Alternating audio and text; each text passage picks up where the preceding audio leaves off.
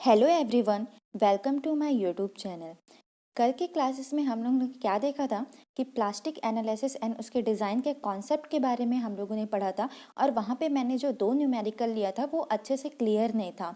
वहाँ पे मेरा जो हैंड रिटन नोट्स था वो देखने में प्रॉब्लम हो रहा था। तो आज मैं यहाँ पे स्लाइड से अच्छे से समझाती हूँ आपको न्यूमेरिकल को। ठीक है, तो आज बेसिकली हमारा क्या होगा, हम लोग प्लास्टिक एनालिसिस का न्यूमेरिकल देखेंगे जो आपके एग्जाम में डायरेक्ट आते हैं 14 मार्क्स के। ठीक है, तो इसको स्टेप बाय स्टेप मैं आपको समझाते जाऊंगी और सेम ऐसे ही परफॉर्म करिएगा आप एग्जाम में भी, ताकि आपको फुल मार्क्स मिल सके। तो चलिए हम लोग स्टार्ट करते हैं आज का लेक्चर। तो हमारा क्वेश्चन है, अ cantilever beam of span L. आपके पास एक कैंटिलीवर बीम है जिसका स्पान एल है, is subjected two point load at free and. उसके फ्री एंड पे आपका पॉइंट लोड लगा है। The value of point load आपका कितना है, 2W है। Then it has the plastic moment capacity 1.5 mp for the first half distance। तो आपका जो पहला हाफ डिस्टेंस होगा उसका कितना कैपेसिटी है, 1.5 mp। देन आपका इधर के डिस्टेंस का हाफ कितना है, उसका कैपेसिटी mp है। ठीक है, तो इफ फर्स्ट हाफ लेंथ का डिस्टेंस आपको यहाँ पे कितना शो हो रहा है, mp शो हो रहा है, and that is the length of fixed and is having the, उसका मोमेंट ऑफ इनर्शिया कितना है शुरू के l/2 का 2i है। देन आपका रिमेनिंग l/2 का मोमेंट ऑफ इनर्शिया कितना है, i है। देन हमको इसमें फाइंड आउट क्या करना है, कोलैप्स लोड फाइंड करना है। ठीक है, तो इस क्वेश्चन के अकॉर्डिंग हम लोग क्या बनाएंगे, पहले डायग्राम बनाएंगे। ठीक है, तो इसका डायग्राम कैसा बनेगा आपका, इसका अगर मैं डायग्राम की बात करूं तो ये आपका डायग्राम बनेगा कुछ इस तरीके से। ये मेरे पास क्या है, एक कैंटिलीवर फिक्स्ड बीम है। ठीक है, एक कैंटिलीवर क्या है मेरे पास, फिक्स्ड बीम है। यहाँ तक का मेरा क्या है, 2i है। देन यहाँ तक का क्या है मेरा, i है। ठीक, ये मेरा क्या हो गया, बीम हो गया। ये वाला मेरा क्या है, 2i है, और ये मेरा सिर्फ क्या है, फ्री एंड पे लोड कितने का अप्लाई कर रहे हैं हम लोग, 2W का लोड अप्लाई कर रहे हैं। ठीक है, और यहाँ पे कितना दिया है मेरे को, 1.5 mp दिया है यहाँ का वैल्यू, सॉरी यहाँ का वैल्यू दिया है मेरे को 1.5 mp, और यहाँ का वैल्यू मेरे को क्या दे दिया है, सिर्फ mp दे दिया है। ठीक है, मैंने इसको मान लिया पॉइंट ए, ये वाले पॉइंट को मान लिया पॉइंट बी, और ये वाले जहाँ पे लोड आ रहे हैं मेरे, इसको मान लिया पॉइंट सी। ठीक है, यहाँ से यहाँ तक का डिस्टेंस मेरा l/2 है। देन बाकी रिमेनिंग डिस्टेंस मेरा क्या है, l/2 है। ठीक, तो ये हो गया क्वेश्चन के अकॉर्डिंग हमारा डायग्राम। ठीक है, क्लियर है आप लोगों को डायग्राम, ये आपका 1.5 mp है।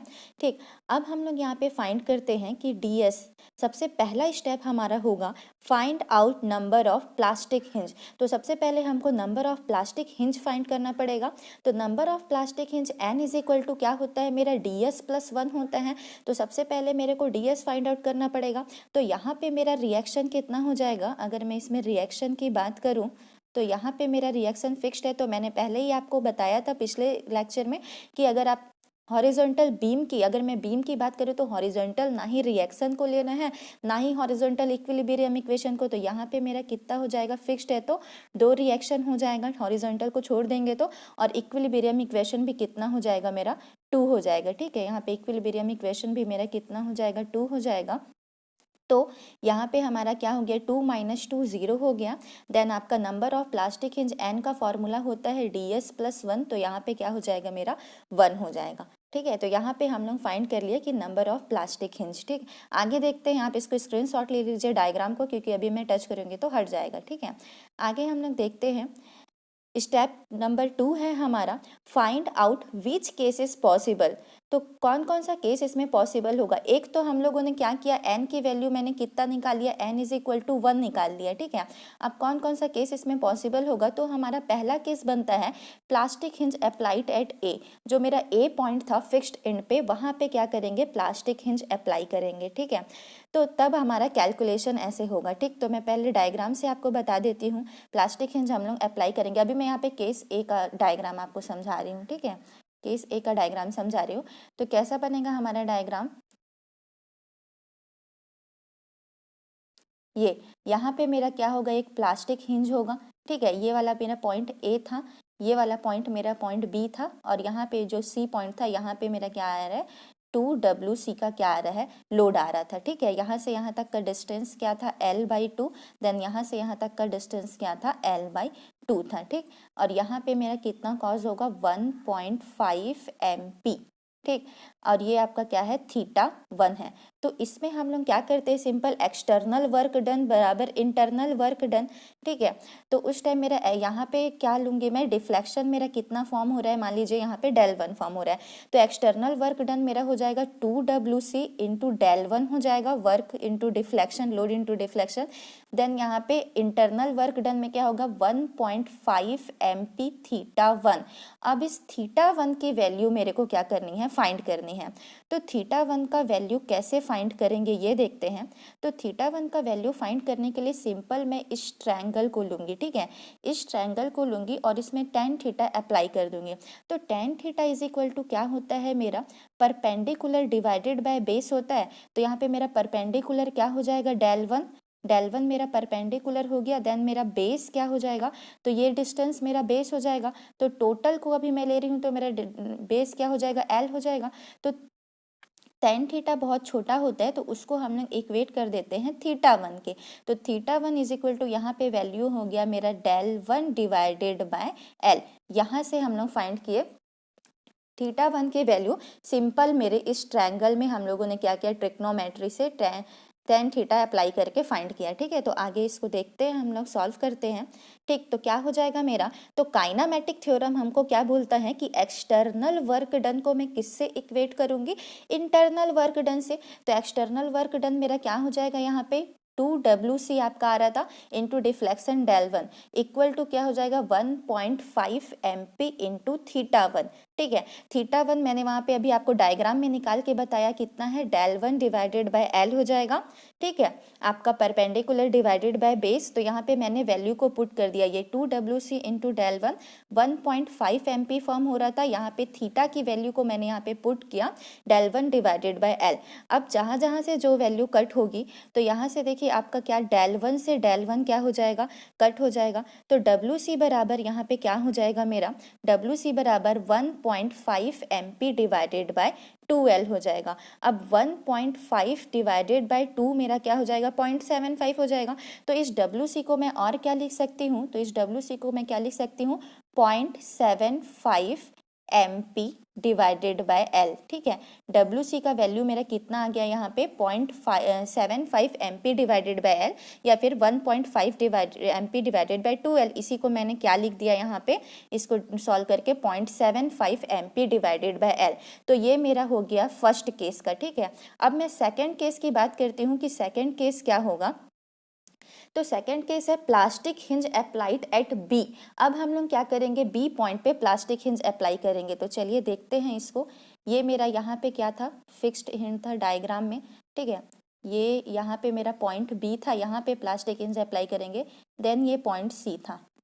ठीक, ये वाला क्या था, मेरा पॉइंट सी था। यहाँ पे मेरा लोड आ रहा था कितने का, 2W का लोड आ रहा था। ठीक है, तो यहाँ पे डिफ्लेक्शन कितना हुआ, मान लीजिए del1 का डिफ्लेक्शन हुआ यहाँ पे भी, और ये वाला पॉइंट मेरा A था, यहाँ पे B था। ठीक है, यहाँ से यहाँ तक का डिस्टेंस कितना हो जाएगा, L/2 हो जाएगा। ठीक, तो यहाँ पे क्या कॉज होगा आपका, थीटा। ठीक, तो इसमें अब हम लोग रूल अप्लाई करते हैं, वही फिर से काइनामेटिक थ्योरम। तो एक्सटर्नल वर्क डन बराबर इंटरनल वर्क डन। तो पहले मैं यहाँ पे आपको थीटा की वैल्यू बता देती हूँ कैसे निकलेगा।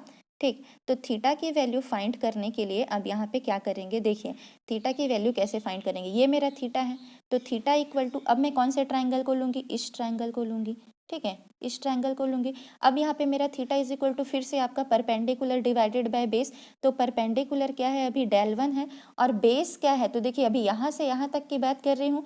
उस पहले वाले डायग्राम में हम लोगों ने पूरा लेंथ को कंसिडर किया था, क्योंकि यहाँ पे मूवमेंट आपका हिंज कॉज हो रहा था। अभी इस केस में यहाँ पे हो रहा है, तो हम लोग इस डायग्राम को कंसिडर करेंगे। तो आपका बेस क्या हो जाएगा, L/2 हो जाएगा। ठीक है, तो ये मेरा क्या निकल गई, थीटा की वैल्यू। अब इसी को हम लोग क्या करेंगे, पुट कर देंगे। ठीक है, तो चलिए देखते हैं आगे हम लोग इसको। तो यहाँ पे आपका एक नोट है जो कि इम्पॉर्टेंट है, न्यूमेरिकल में आपका यूज होगा। पहले इसको देख लीजिए। At junction if there are two different plastic moment capacity. आपके पास मान लीजिए क्या है, यहाँ पे जंक्शन है। ठीक है, जैसे हमारा जो क्वेश्चन था वो इस टाइप का था। ऐसे था हमारा क्वेश्चन, यहाँ पे मेरा लोड आ रहा था, तो इस पॉइंट को मैं क्या बोलूँगी, यहाँ पे जंक्शन पॉइंट बोलूँगी। उसी के बारे में बात कर रहे हैं हम लोग कि at junction if there are two different plastic moment, इधर का प्लास्टिक मोमेंट मेरा 1.5 MP था और इधर का सिर्फ MP था क्वेश्चन में हमारे, तो present in that case consider the lowest plastic moment capacity for analysis. तो जब मैं इस बीम का एनालिसिस करूंगी तो मेरा एक MP ये हो गया, एक MP ये हो गया, तो जब जंक्शन पे हम लोग एनालिसिस करेंगे तो इन दोनों में से जो छोटा होगा उसको लेंगे, तो इस MP को हम लोग लेंगे, ना कि इस MP को लेंगे। ठीक है, तो आगे हम लोग प्रोसीड करते हैं क्वेश्चन को। अब यहाँ पे क्या हो जाएगा, हमारा लोड आ रहा था 2W का, तो 2 इंटू WC हो गया, ठीक है, into del one deflection equal to क्या हो जाएगा, MP थीटा, छोटे वाले को लेंगे, MP थीटा हो गया। अब थीटा की वैल्यू मैंने वहाँ पे डायग्राम से आपको निकाल के बताया कि del one divided by L/2 होगा। इस थीटा की वैल्यू को मैंने क्या किया, यहाँ पे पुट कर दिया। ठीक है, यहाँ पे आपका क्या हो गया, 2WC del one MP del one L/2। ठीक है, अब क्या होगा, यहाँ से आपका डेल वन से डेल वन कैंसिल हो जाएगा। ठीक है, और इस 2 से ये वाला 2 कैंसिल हो गया, तो आपका टोटल क्या, ये 2 आपका ऊपर चला जाएगा, तो यहाँ पे आपका WC बराबर क्या आ जाएगा, MP/L आ जाएगा। ठीक है, ये आपका दूसरा हो गया दूसरे केस से, और पहला आपका क्या आया था 0.75 MP/L। ठीक है, अब आपके दिमाग में क्वेश्चन आएगा कि मैंने तो 2 केस से आंसर फाइंड किया, आपका पहला केस दूसरा केस, तो अब यहाँ पे इंपॉर्टेंट है कि हम आंसर किसको लेंगे। ठीक है, आंसर किसको लेंगे ये इंपॉर्टेंट है। तो आंसर के लिए आप क्या करोगे, minimum value of case 1 and case 2, case 1 and case 2 में जो आपका मिनिमम वैल्यू होगा आप उसको लेंगे आंसर। ठीक है, तो इन केस 1 और केस 2 में आपका मिनिमम वैल्यू कौन सा हो जाएगा, 0.75 MP/L। तो ये हो गया आपका आंसर। सेम आपको ऐसे ही प्रोसीड करना है, स्टेप बाय स्टेप अगर आप बनाएंगे तो चेक करने वाले को भी क्या होगा, कुछ इफेक्टिव लगेगा आपका कॉपी, तो आपको मार्क्स ज़्यादा मिलेगा उसमें। ठीक है, आगे हम लोग नेक्स्ट क्वेश्चन देखते हैं आज एक और। तो हमारा नेक्स्ट क्वेश्चन है find out the collapse load for given condition. एक कंडीशन है हमारे पास, उसका हमको क्या करना है, कोलैप्स लोड फाइंड करना है। ठीक है, तो मैं आपको वो क्वेश्चन बता देती हूँ पहले, हमारा क्वेश्चन क्या होगा। ठीक है, तो हमारे पास अभी भी क्या है, एक कैंटिलीवर बीम है। ठीक है, एक कैंटिलीवर क्या है, बीम है।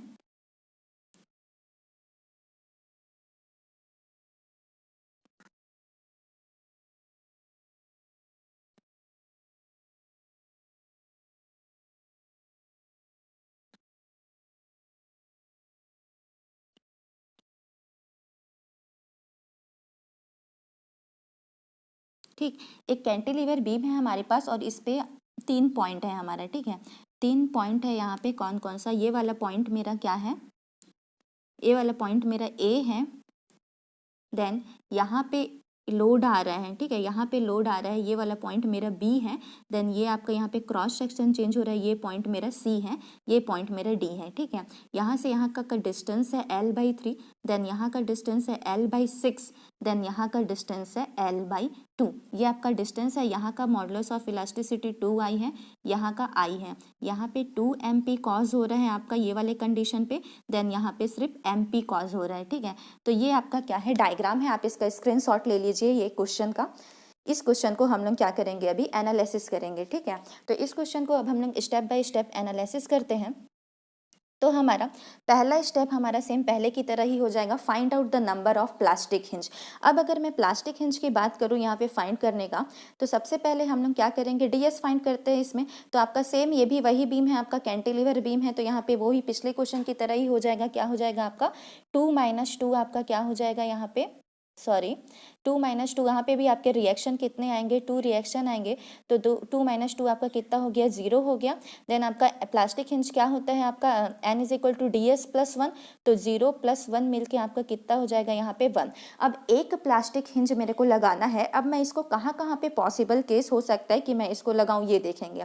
ठीक है, तो स्टेप नंबर 2 होगा हमारा, according to this question 3 possible case. तो इसमें मेरे 3 पॉसिबल केस बन सकते हैं। ठीक है, कौन कौन सा 3 पॉसिबल केस बनेगा मेरा, एक जहाँ पे फिक्स्ड एंड है वहाँ पे मेरा एक केस बनेगा, दूसरा केस बनेगा मेरा B जहाँ पे लोड आ रहा है, देन तीसरा केस बनेगा मेरा जहाँ पे क्रॉस सेक्शन चेंज हो रहा है। ठीक है, जहाँ पे बीम का क्रॉस सेक्शन चेंज हो रहा है। मैंने इसको थ्योरी में भी लिया था कॉन्सेप्ट में कि प्लास्टिक हिंज कैसे कैसे फॉर्म होता है। ठीक है, तो इसमें देखते हैं हम लोग फर्स्ट केस। तो फर्स्ट केस हमरा उसी को लिखी हूँ मैं यहाँ पे, जो 3 केस फॉर्म होगा कि plastic hinge applied at A, then plastic hinge applied at below B जहाँ पे आपका लोड आएगा, then plastic hinge applied at junction जहाँ पे आपका जंक्शन है सी वहाँ पे। तो पहला केस लेते हैं प्लास्टिक हिंज अप्लाइड एट ए। तो जब मैं ए पे प्लास्टिक हिंज अप्लाई करूँगी, ये मेरा पॉइंट ए है, फिक्स्ड वाला पॉइंट जो यहाँ पे मेरा फिक्स्ड था बीम वाला है, यहाँ पे मैं प्लास्टिक हिंज अप्लाई करूँगी तो मेरा डायग्राम कैसा बनेगा, कुछ इस तरीके से मेरा डायग्राम बनेगा। यहाँ पे मेरा आ रहा था W आ रहा था बी लोड पे, और यहाँ पे मेरा डिफ्लेक्शन कितना होगा, डेल 1 हो जाएगा। ये वाला मेरा पॉइंट सी हो जाएगा, देन ये मेरा पॉइंट डी हो जाएगा। यहाँ पे मेरा कॉज होगा थीटा, ये वाला पॉइंट ए है, ठीक है। तो ये हो गया आप डायग्राम। तो सबसे पहले अब सिंपल पिछले क्वेश्चन ही की तरह हम लोग इसमें सबसे पहले क्या करेंगे, थीटा फॉर्म करेंगे, ठीक है। तो थीटा फाइंड करने के लिए हम क्या करेंगे, इसमें फिर से tan थीटा लगाएंगे। तो थीटा इज इक्वल टू क्या हो जाएगा, थीटा इज इक्वल टू क्या हो जाएगा आपका यहाँ पे, ये थीटा इज इक्वल टू, अब यहाँ पे आप ये वाले ट्रायंगल को लेंगे, ठीक है। अब जहाँ पे लोड है वहाँ पे डिफ्लेक्शन, तो ये वाले ट्रायंगल को लूंगी। तो थीटा इज इक्वल टू मेरा क्या हो जाएगा यहाँ पे, थीटा इक्वल टू यहाँ पे डिफ्लेक्शन कितना हो रहा है, डेल 1 डिवाइडेड बाय, अब यहाँ से यहाँ तक का डिस्टेंस क्वेश्चन में कितना था, L/3 था, तो डिवाइडेड बाय क्या हो जाएगा, L/3। सिंपल इस ट्रायंगल से हम लोगों ने क्या किया, ट्रिग्नोमेट्री रूल से थीटा फाइंड कर लिया कि tan theta is equal to perpendicular divided by base से हमारा डेल 1 डिवाइडेड बाय L/3 हम लोग क्या किए, थीटा फाइंड कर लिए, ठीक है। अब इसको आगे सॉल्व करते हैं। तो आगे देखते हैं हम लोग इसमें एक्सटर्नल वर्क डन मेरा क्या आ जाएगा, इसमें WC into del 1, then theta कितना कॉज हो रहा था डायग्राम में 2 MP थीटा यहाँ पे कॉज हो रहा था। थीटा की वैल्यू मैंने फाइंड करना वहाँ पे डायग्राम से बता दिया, तो आपका क्या हो जाएगा 3 डेल 1 डिवाइडेड बाय L, ठीक है। अब जो वैल्यू इसमें क्या हो जाएगा, 3 इंटू 2 करेंगे तो 6 हो जाएगा। तो इसमें WC इज इक्वल टू आपका क्या हो जाएगा 6 MP बाय L। तो ये मेरा आ गया फर्स्ट केस का आंसर, ठीक है। अब हम लोग सेकंड केस और थर्ड केस को देखेंगे, ठीक। इसको आप इक्वेशन नंबर 1 दे दीजिए, ये आपका इक्वेशन नंबर 1 हो गया, ठीक है। Then second case and third case को हम लोग देखते हैं। तो हमारा स्टेप नेक्स्ट स्टेप होगा केस 2। तो plastic hinge applied at below B, अब जो बिलो पॉइंट बी था उसमें हम लोग क्या करेंगे, प्लास्टिक हिंज अप्लाई करेंगे, ठीक है। पॉइंट बी पे मैं प्लास्टिक हिंज अप्लाई करूंगी। तो देखिए इसको समझाती हूँ मैं आपको, यहाँ पे जगह खाली है, यहाँ पे आपको डायग्राम से बताती हूँ मैं। अब बी पे कैसे हम लोग प्लास्टिक हिंज, इसको समझना इंपॉर्टेंट है। यहाँ पे आपका क्या था, ए पॉइंट था, ठीक है। अभी यहाँ पे प्लास्टिक हिंज हम लोग अप्लाई कर चुके हैं, अब हम लोग को बी पॉइंट पे प्लास्टिक हिंज अप्लाई करना है। तो ये था मेरा डायग्राम, ये था बी पॉइंट, देन ये आपका ऐसा हो जाएगा, ठीक है। कलर चेंज कर लेती हूँ ताकि आपको आसानी से समझ में आए। अब क्या करेंगे, यहाँ पे हम लोग प्लास्टिक हिंज अप्लाई करेंगे, ठीक है। प्लास्टिक हिंज यहाँ पे अप्लाई करूँगी मैं बी पॉइंट पे। यहाँ पे कितना लोड आ रहा था, WC का लोड आ रहा था। अब प्लास्टिक हिंज अप्लाई करूँगी तो इसके नीचे तो मेरा डायग्राम डिफ्लेक्ट ही नहीं हो रहा है ना। यहाँ पे अगर मैं लोड लगाती तो लोड इंटू यहाँ पे डेल 1 डिफ्लेक्शन कॉज कर रहा था, बट मैं इस यहाँ पे बी पॉइंट की बात कर रही हूँ। तो इस बी पॉइंट पे मैं लोड तो लगा रही हूँ, बट यहाँ पे कोई डिफ्लेक्शन मेरे को डेल क्या हो रहा है, नहीं मिल रहा है, ठीक है।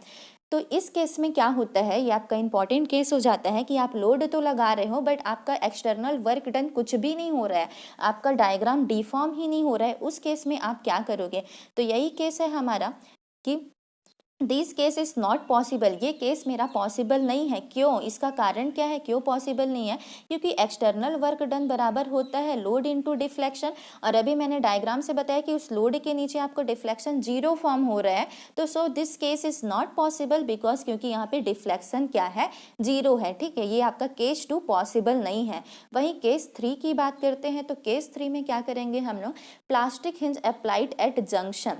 अब मैं जंक्शन पे प्लास्टिक हिंज अप्लाई करूंगी तो क्या होगा, ठीक है। अब इसको समझिए आप डायग्राम से, ये था मेरा डायग्राम, ठीक है। यहाँ पे आ रहा था W, ये पॉइंट B था, ये पॉइंट A था, आपका फिक्स्ड वाला पॉइंट A था, ठीक। अब हम लोग प्लास्टिक हिंज अप्लाइड करेंगे जंक्शन पे। तो इस जंक्शन पे मैं प्लास्टिक हिंज अप्लाई कर दी तो मेरा डायग्राम बन गया कुछ ऐसे। अब ये मेरा यहाँ पे हो जाएगा MP, देन यहाँ पे फॉर्म होगा थीटा, ठीक। तो अब देखिए, अब मेरा लोड क्या आ रहा है यहाँ पे, अब लोड है तो डिफ्लेक्शन इस पॉइंट पे देखे तो नहीं आ रहा था, अब यहाँ पे भी कोई इसका असर, अब यहाँ पे कोई डिफ्लेक्शन आ रहा है क्या, यहाँ पे लोड लगा रही है तो यहाँ पे भी कुछ डिफ्लेक्ट नहीं हो रहा है, डिफ्लेक्शन सिर्फ यहाँ पे हो रहा है, तो इस केस में भी आपका डिफ्लेक्शन क्या है, यहाँ पे 0 है। ठीक है, इस केस में भी आपका डिफ्लेक्शन 0 होने के कारण यहाँ पे भी कोई आपका क्या होगा, कोई वर्क डन कॉज नहीं होगा। ठीक है, तो इस केस में भी आपका क्या है, यहाँ पे डिफ्लेक्शन 0 है। ठीक है, इस केस में भी आपका डिफ्लेक्शन क्या है, 0 है। तो this case is not possible because deflection is 0। अब हम लोग देखेंगे हमारा इसमें आंसर क्या होगा, तो मिनिमम ऑफ एवर 3 केसेस, जो 3 केसेस हम लोगों ने देखा उसमें जो हमारा मिनिमम वैल्यू होगा वो हमारा क्या होगा, आंसर होगा। तो इसका आंसर आपका क्या हो जाएगा, WC इक्वल टू 6 MP/L। ठीक है, तो ये हमने 2 क्वेश्चन लिया।